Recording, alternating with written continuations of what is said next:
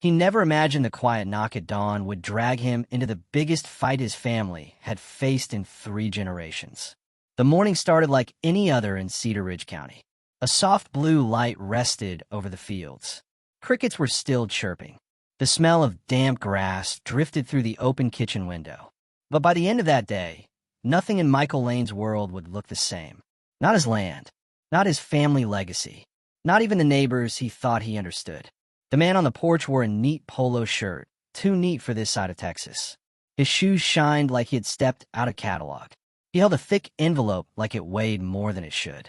No greeting, no smile, only 3 words delivered in a flat tone. You've been served. Those words didn't scare Michael at first. Lawsuits came and went in the ranching world. Loose cows, fence disputes, water rights fights. But when he tore open that envelope and saw the heading, something inside him tightened. It was a notice from the Lakeshore Heights Home Association, claiming that his 2,000 acres had been transferred to a development company. They said he owed years of dues for an association he had never signed up for. They said the land had been declared abandoned.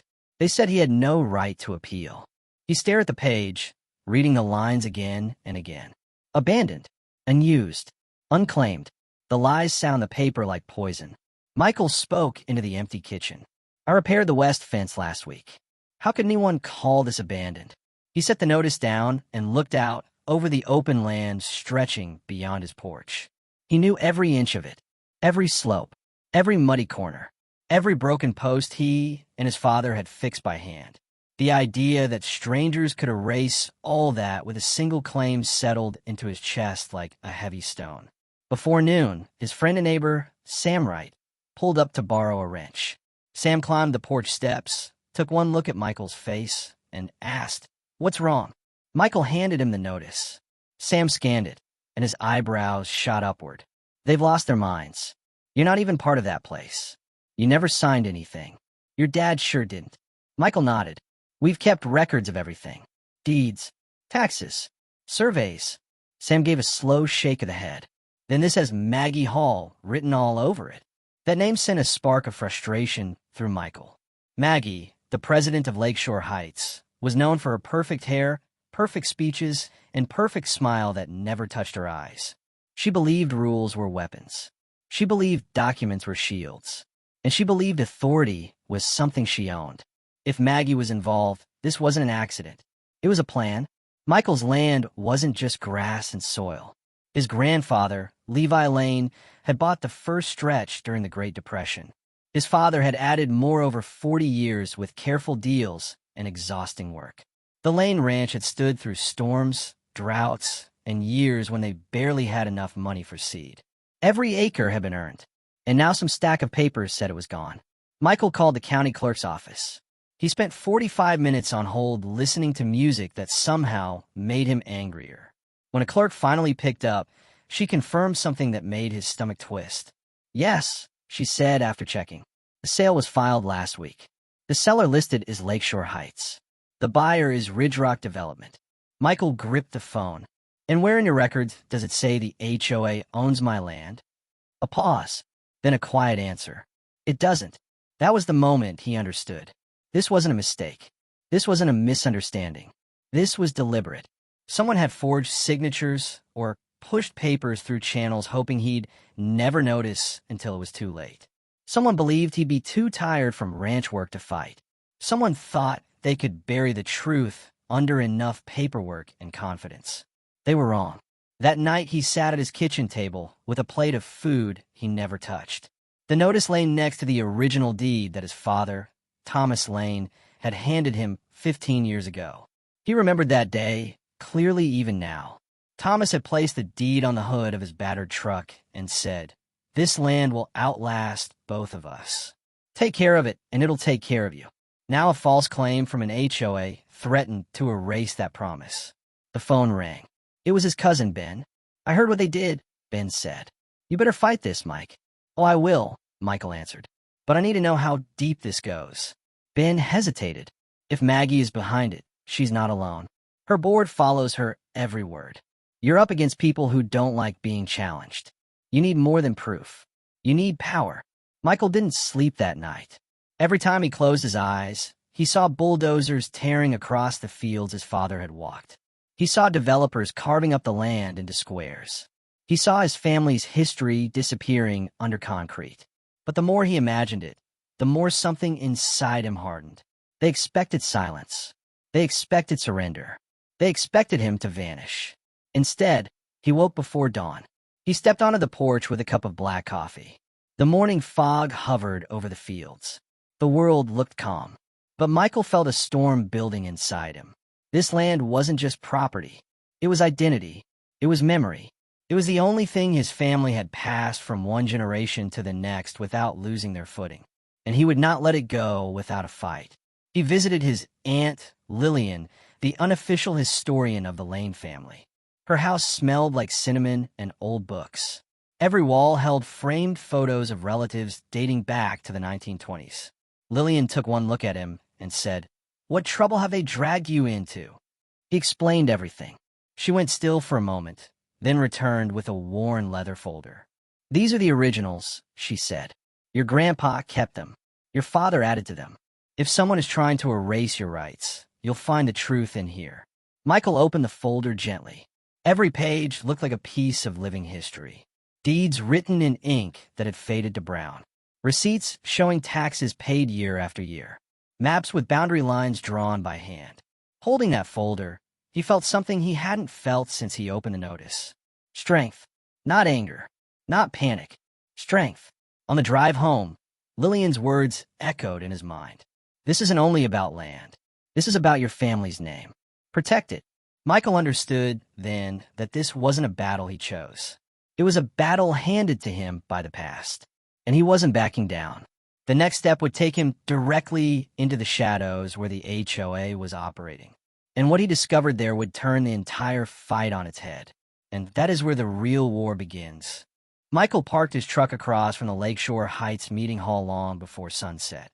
Not because he expected them to let him inside, but because he needed to see who walked through those doors. He needed to understand the circle of people who believed they could strip a man of 2,000 acres with nothing more than a forged signature and a smug smile. The small brick building sat at the edge of the subdivision like a checkpoint. White trim, clean windows, perfectly trimmed hedges. A building meant to look harmless.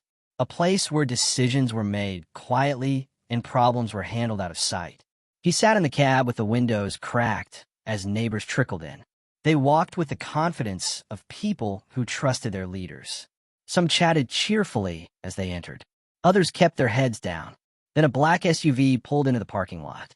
The engine hummed with a smooth, expensive sound that didn't belong in a rural county. Maggie Hall stepped out wearing a beige blazer and heels that didn't match the gravel under her feet. She glanced around like she owned the air itself. Michael watched her greet a man climbing out of the second vehicle. He recognized the man immediately. His name was Carl Denton, a real estate agent known for his friendly handshake and his slippery deals. If Carl was here, then development plans were already far ahead of anything the HOA had admitted. Carl looked uneasy as Maggie spoke to him. He kept glancing toward the building door, then toward the street, as if afraid someone might see them talking. Maggie touched his arm lightly, a gesture meant to reassure. A gesture that said she believed she still had control. Michael studied their faces. Every raised eyebrow, every forced smile, every exchanged look. He wasn't just gathering proof. He was learning who felt confident and who was beginning to panic. The next morning, he called the county clerk again. "Is there a way to get a certified copy of the sale affidavit?" The clerk hesitated. "It's possible, but you'll have to come down here." "Prepare it," he said. "I'm on my way." When Michael arrived, she handed him a stack of documents held together by a metal clip. The top page alone made his pulse thicken. The signature authorizing the sale of his land belonged to Maggie Hall. He scanned further. There it was, the abandonment claim, a statement saying his land had been unused for years, that no one maintained it, that no taxes had been paid. Every sentence was a lie. He felt a wave of heat climb his spine. Not anger, something deeper. A quiet, dangerous resolve that he hadn't felt since the day his father nearly lost part of their land to a bank error 20 years ago. That evening he called Sam. "It's worse than we thought." Maggie signed everything herself. Sam didn't hesitate. "Then it's time you look her in the eye." But Michael wasn't ready to confront her without something stronger than outrage. He needed evidence she couldn't deny, evidence she didn't even know he had. The next few days brought signs that the developer believed the land was already theirs. Orange survey flags appeared in the northeast pasture. A contractor's truck idled by the fence line for an hour. Two men walked the edge of the boundary with clipboards, taking notes, ignoring the no trespassing sign nailed into an oak tree. Michael approached one of them. "You with Ridge Rock?" The young man hesitated. "Just marking areas for Phase 2. Michael folded his arms. "This isn't their land. You're on the Lane property." The man swallowed. "It's what we were told. Then someone told you wrong." Word traveled fast in Cedar Ridge County. Within 2 days, people at the supply store were whispering about the dispute. Some asked him politely what happened. Others asked bold questions. One rancher even clapped him on the shoulder and said, "Kick their teeth in." But the most important conversation came from someone unexpected. A retired teacher named Mrs. Jordan, who had lived in Lakeshore Heights since the first homes were built, approached Michael quietly after church one morning. "I don't know if this helps," she whispered, "but I've seen Maggie holding late meetings at her house. Carla's been there often, and a man from the development office, too. Folks say they're planning a rezoning change. A rezoning change. A slick way of saying they planned to claim more land for expansion." Michael thanked her and went home immediately. There, he pulled out the leather folder Aunt Lillian had given him. He spread its contents across the kitchen table under the warm yellow light. Deeds, maps, rights agreements, tax receipts. He flipped through them slowly, patiently, carefully, waiting for anything that didn't match the story the HOA was telling. Then he saw a folded sheet wedged behind an old survey map. Handwritten by his father, the ink slightly smudged. 3 simple lines. Ground rights acquired. Blocks 4 to 9. Cedar Lakes Subdivision. 1991. He froze. Blocks 4 to 9. That was a massive stretch of Lakeshore Heights. Dozens of homes. Dozens of families. Dozens of people living on land built over rights his family still owned. If this document held up, everything changed. The HOA hadn't simply overreached. They had built their homes on Lane property without knowing it. Michael leaned back in his chair. He didn't shout. He didn't celebrate. He let the truth settle in like a heavy anchor. They thought they had taken his land. They had no idea they had been living on his. But he couldn't rely on a single old note. He needed the original, official record. So the next morning, he drove an hour to the county archive in Fairfield. The building was old stone, tall windows, and the thick smell of aging paper. A clerk named Ramon greeted him with a tired smile. "What can I get for you today?" "I'm looking for a land rights agreement from 1991, Michael said. "Blocks 4 to 9 of Cedar Lakes. It should be under my father's name." "That's not digitized," Ramon replied. "We'll have to go down to the vault." They descended into a narrow basement lined with shelves that looked older than both of them combined. Ramon scanned rows of dusty ledgers until he pulled out a heavy leather-bound volume. He opened it on a table, turned a few pages, and tapped his finger on the entry. There it was. Signed, stamped, notarized. The rights were perpetual, never expired, never transferred, never contested. Michael felt the weight of years lift from his shoulders. Everything Maggie and the HOA had done was built on top of land they didn't truly control. His father had left him more than land. He had left him leverage powerful enough to flip the entire situation upside down. He drove home with the document sitting on the passenger seat like a coiled snake. The truth was finally clear. The HOA thought they were playing him.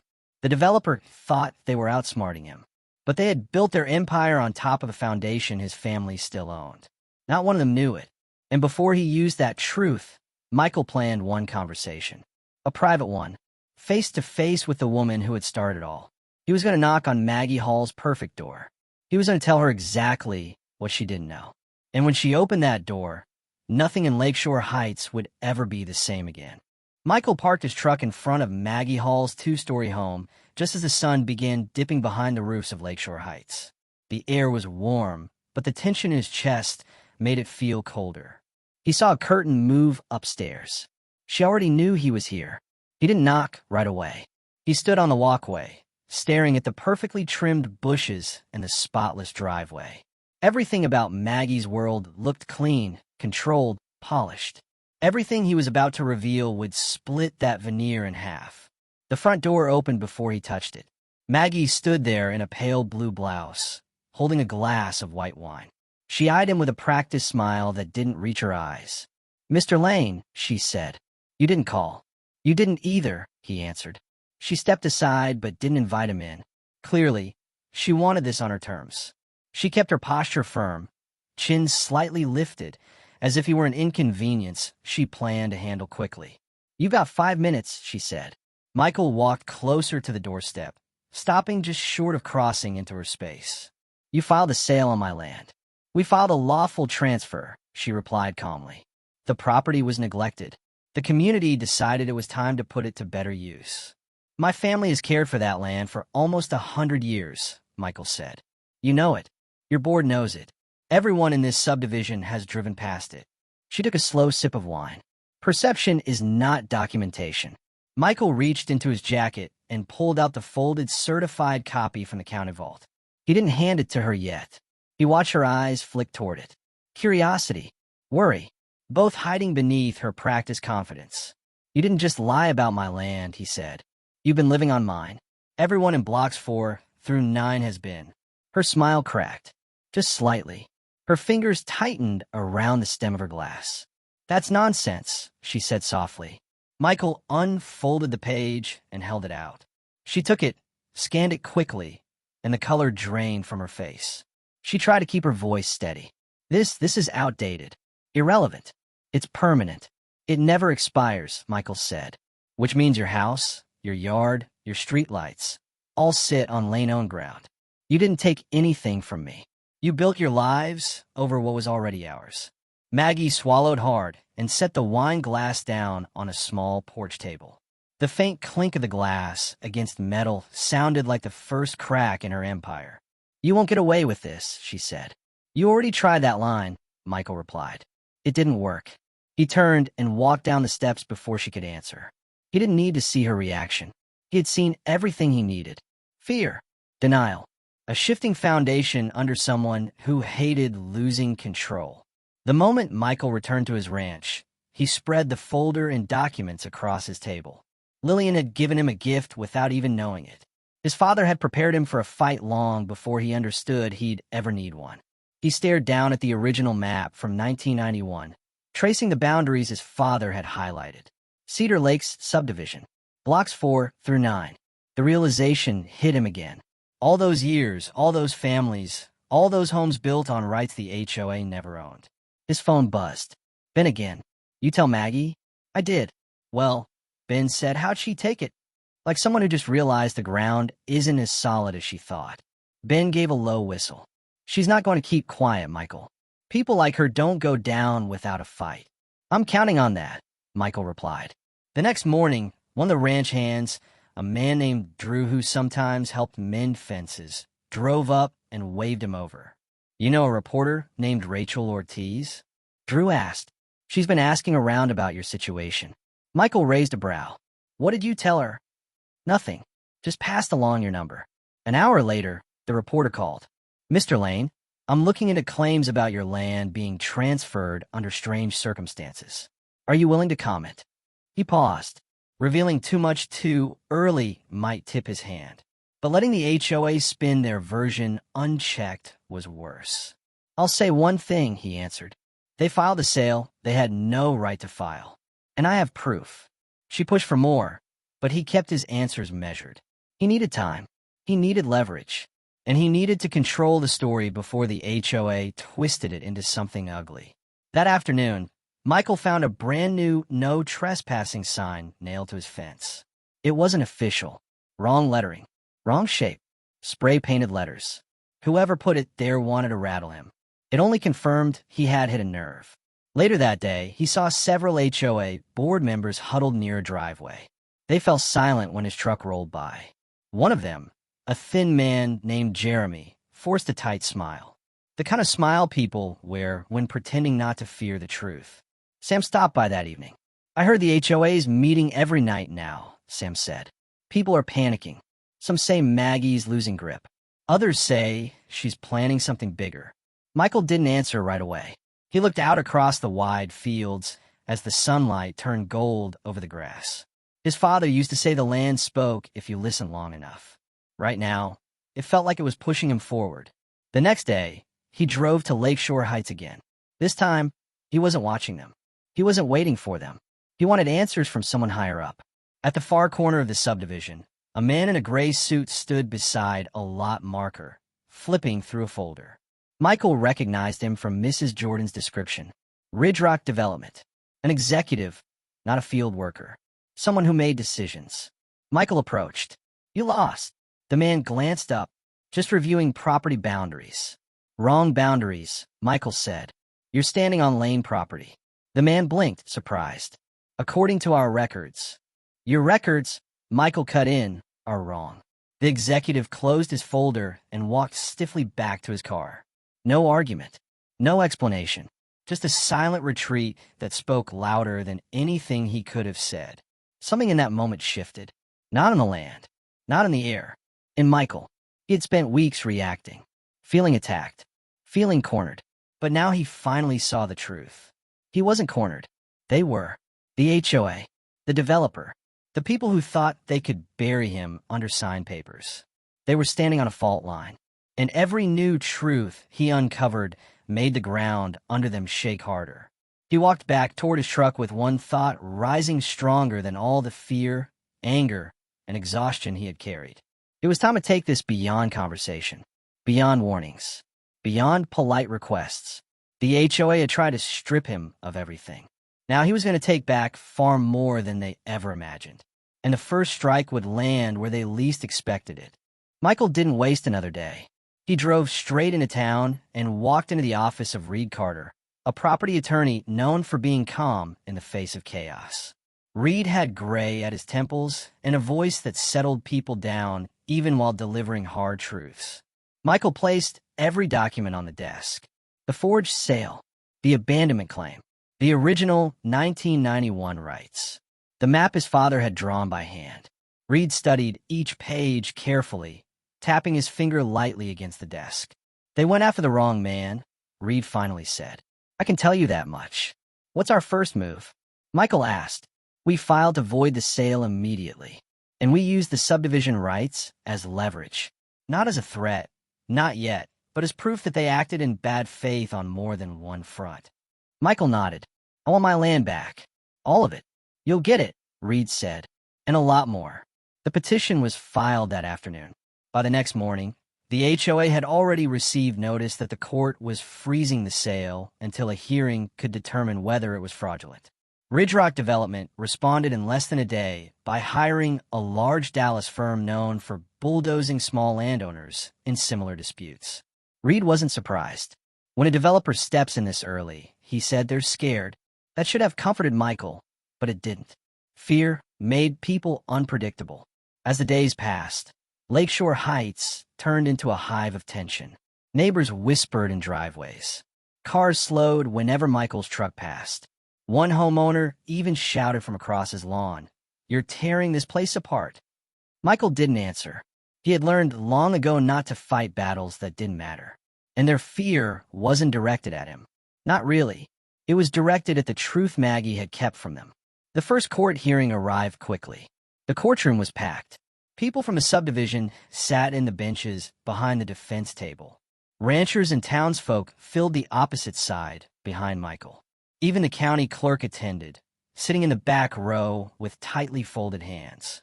Maggie sat at the defense table with two lawyers and Carl Denton beside her. She avoided Michael's gaze. Carl didn't. He stared with a mixture of regret and irritation.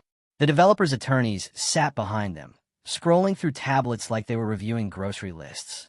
When the judge entered, silence rippled through the room. Reed stood calmly and presented the petition. He walked the court through everything. The lineage of the Lane family's ownership, the maintenance records, the tax payments, the sudden abandonment claim, and the forged authority the HOA used to file the sale.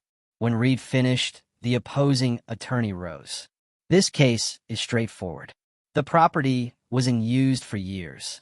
Michael almost stood, but Reed placed a hand on his shoulder, grounding him. The attorney continued. The HOA acted within its rights to protect community interests. Any claim of subdivision ground rights is unrelated and meant only to distract from the central issue. Reed stood again without waiting.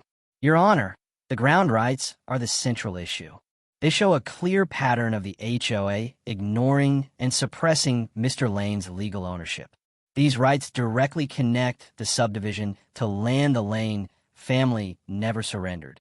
The judge turned toward the defense. I'll allow it. For a second, Maggie's face broke. The mask slipped. Panic flashed in her eyes before she reset her expression. Carl shifted awkwardly. The developer's attorneys typed faster. When the hearing ended, Maggie brushed past Michael with barely concealed anger. You won't win, she hissed. You already lost, he answered. Outside, cameras waited for him. Local reporters want his statement. How do you feel about the hearing? Like we're just getting started, Michael said. They underestimated the wrong family. That same night, recalled. The judge wants more evidence before ruling. Photos, witness testimonies, anything that contradicts their abandonment claim. Bring me all of it. Michael didn't sleep. He drove from ranch to ranch, asking neighbors if they had ever seen him working the land. Everyone said yes. Many offered to sign statements. Mrs. Jordan handed him a binder of pictures she had taken at a picnic years ago, pictures with the Lane pastures visible in the background. By Friday, Reed's office was drowning in proof. It was more than enough. But just as Michael was ready to breathe, a new envelope arrived. Thick paper, gold logo, heavy seal, a settlement offer from the developer. The number inside was high enough to buy 3 ranches. High enough to make most people forget their principles. High enough to tempt anyone who saw land as just land. Michael set the letter down and stared out the window. The fields outside were golden in the late afternoon light. He could almost hear his father's voice. You can't sell history, son. It isn't yours to sell. You're just borrowing it until the next Lane takes over. He picked up the phone and called Reed. I'm not selling. I figured you'd say that, Reed replied. 3 days later, the judge issued her ruling. The sale was voided. The land returned to Michael's name, pending trial. The developer was barred from entering the property. But the ruling triggered something the HOA hadn't expected. Michael filed the landlord notices. He didn't file them as punishment. He filed them because his father's agreement gave him that right. Legally and clearly. Every homeowner built on Lane-owned ground had to be notified. The subdivision lit up like a fire. Cars rushed in and out of driveways. People argued in the streets. Phones buzzed nonstop. A group knocked on Maggie's door so loudly that several neighbors came outside to watch. Homeowners called Michael in a frenzy. Is this a joke? My mortgage didn't say anything about this. What do you want from us? He answered each call the same way. Talk to your HOA. They put you here. The pressure cracked the board from within. At an emergency meeting, several members openly blamed Maggie. Some demanded she step down. Others demanded she explain why she had hidden the land rights agreement. By the end of the meeting, Maggie was removed as president. Carl resigned 2 hours later. The next morning, the new acting president, a woman named Sharon, called Reed. We want peace, she said, and we are prepared to issue an apology and acknowledge Mr. Lane's rights. Michael listened from across the table as Reed held the phone. He didn't smile. He didn't celebrate. He simply nodded. He wasn't trying to destroy their neighborhood. He was trying to protect his own. That afternoon, he signed an agreement. No more HOA claims. No more attempts to seize his land. No more lies. But even as he drove away from Reed's office, he knew something. This wasn't over. Not truly. The HOA had crumbled. But Ridge Rock Development wasn't finished. Big companies didn't walk away quietly. And he was about to find out just how far they were willing to go to reclaim what they lost. The agreement with the HOA solved one battle. But the silence that followed felt too heavy to trust. Michael knew Ridge Rock Development hadn't spent months planning a takeover just to walk away because a judge told them no. Big companies didn't surrender. They regrouped. For a few days, Cedar Ridge County felt strangely calm. Too calm. The kind of quiet that sits in the air before a storm breaks open the sky. Michael went back to working the ranch. mending fences, feeding cattle, fixing a broken water line in the east pasture. But even while working, he kept checking the road leading to Lakeshore Heights, waiting for the other shoe to drop. It came in the form of a thick envelope delivered by certified mail. Michael opened it on the porch. Inside was a formal notice from the same Dallas law firm representing Ridge Rock. They had filed an appeal, not against the HOA ruling, against him. They claimed he had no legal standing to challenge the sale and that the old rights from 1991 were irrelevant to the current case. He read it 3 times, feeling a hot, slow burn start in his chest. They weren't giving up. They were trying to cut him out, remove him from the fight, rewrite the rules. He drove straight to Reed's office. Reed read the document carefully. His calm expression didn't change, but Michael saw a flicker of annoyance behind the attorney's eyes. They're trying to isolate the issues, Reed said. If they convince the higher court that your rights have nothing to do with the sale, they'll try to push the case back to just the abandonment claim. And with enough money, enough filing, enough pressure, they'll drag this for years. How do we stop that? Michael asked. We tie everything together so tightly that no judge can separate it, Reed replied. The ground rights, the family history, the HOA's actions, the developer's involvement. All of it becomes one story. Michael felt something shift. Not fear. Focus. Over the next week, Reed gathered every piece of evidence they had, down to the smallest detail. Old tax receipts, photos showing cattle grazing near the subdivision, letters from neighbors saying they saw Michael working the land every few weeks. Even Mrs. Jordan's testimony about the secret late-night meetings. Then came the second hearing. This time, the courthouse steps were crowded. News vans, cameras, homeowners from the subdivision, ranchers from neighboring counties, curious onlookers. Some folks who had never set foot near a courtroom showed up just to see what would happen.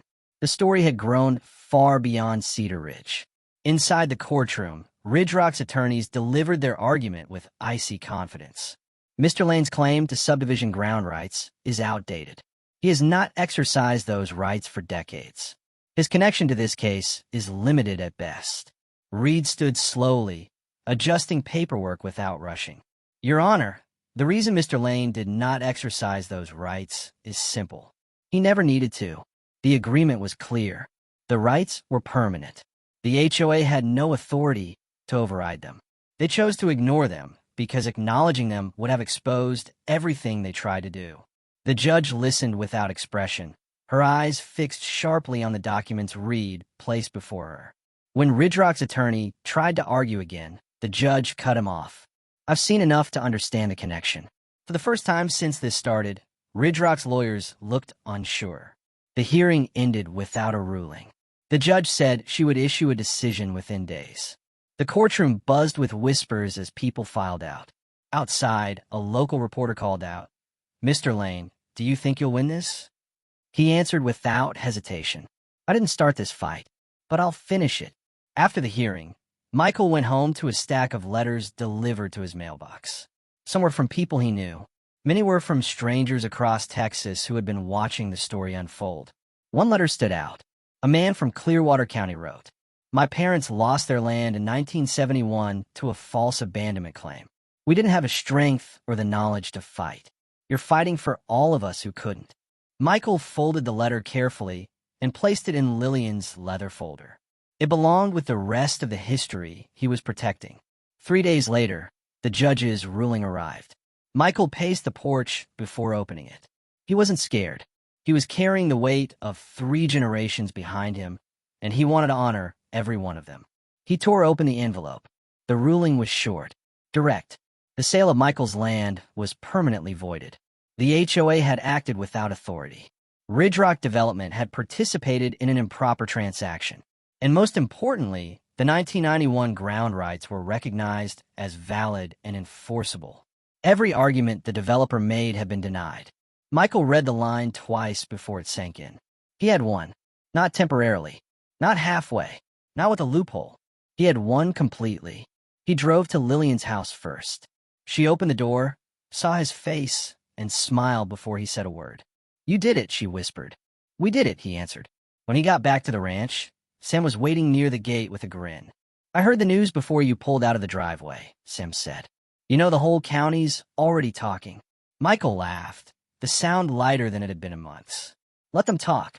For the first time since the fight began, he stood on his land with no fear and no uncertainty.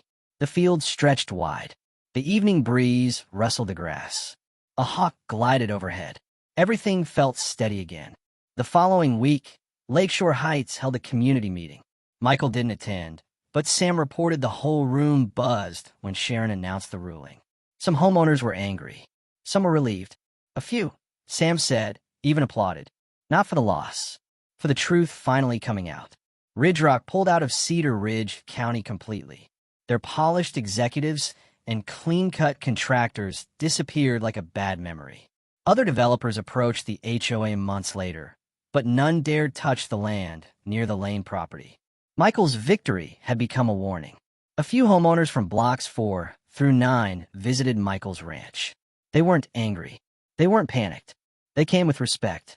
One couple brought homemade cornbread to thank him for not evicting anyone or demanding back rent. We never knew, the husband said. We were in the dark the whole time.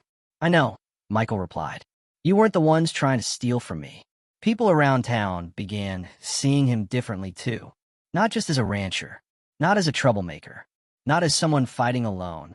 They saw someone who refused to let powerful people bully him into silence. Summer arrived with wide blue skies and tall green grass. One evening, as the sun slowly fell behind the hills, Ben drove up with a cooler of cold beers. They sat on the porch like they had as kids. You know, you could have taken that settlement and lived easy, Ben said. Maybe, Michael answered. But money isn't something you pass down. Land is. Pride is. And once you let someone take what's yours, you never get it back. You're stubborn, Ben said, smiling. It runs in the family. Weeks passed. The story eventually left the news. But in Cedar Ridge County, people never quite stopped talking about it. Whenever someone mentioned the case, it came with lowered voices and a small shake of the head.